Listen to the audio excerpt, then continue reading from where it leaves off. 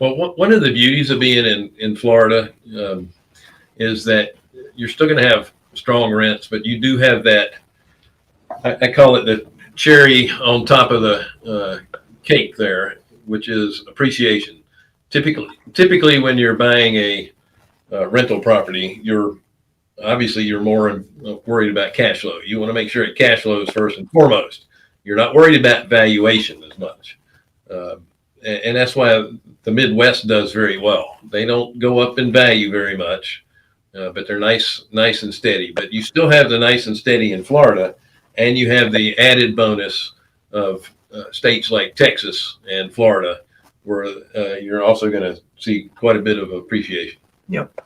Yeah, it's the people that are smarter than me, and that doesn't say much, but there's a lot of people smarter than me saying that Florida has a very nice growth pattern for at least the next 5 years. We do our growth projections more conservatively than most people think we should, but even with just a 5% growth on our properties, you look out 5 years, you got a very healthy portfolio. And we've seen that with the prior 5 years, and why it's happening makes sense. It's not speculation at this point. Again, it goes back to supply and demand, our positioning and being, the number one exodus state right now, and just there's so much business moving here that affordability index stays good because the jobs are a lot better here in Florida than anywhere else. Yeah, Florida is a no income tax state as well, so that's bringing a lot of folks in. Now, Florida has had a bad reputation for valuations. It's a big mortgage fraud state, but all of that is coming from the Miami general area. Most of it. Yeah, I don't invest in Miami. I know people that have made a lot of money from 08 and forwards in Miami. It's just not our area of focus. Yeah. So that area kind of Melbourne Beach, Cocoa Beach, south to Miami, we just have never gone into that area. It's just not really of interest. The numbers didn't make sense.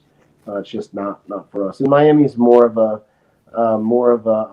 tougher landlord area for sure. So I don't see us entering Miami anytime soon. Yeah, and that's what I was going to mention. Don't let those bad reputations of the Miami area discourage you from investing in Florida. I mean, we just bought a place in Florida too. We love the area.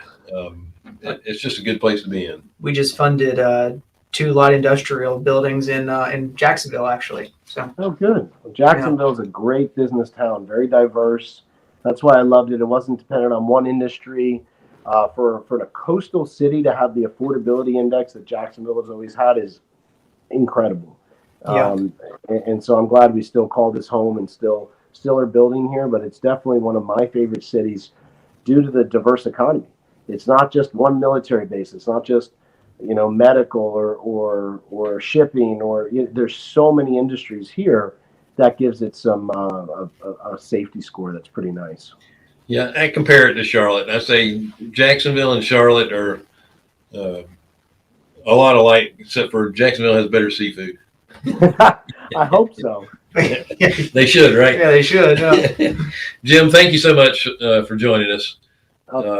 Yeah, I appreciate it. Always good to talk with you guys. Let's put Jim's URL back up again one last time there.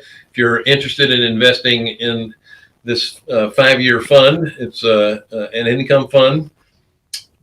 Is that the place to go to get information on that? Yeah, they can just reach me, set a call with me, and we'll get them in touch with the fund side of our business.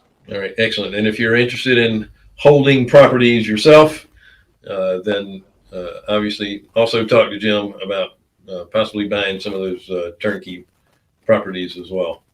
Again, thank you so much, folks. Thanks for having me, guys. Take care. All right, take care.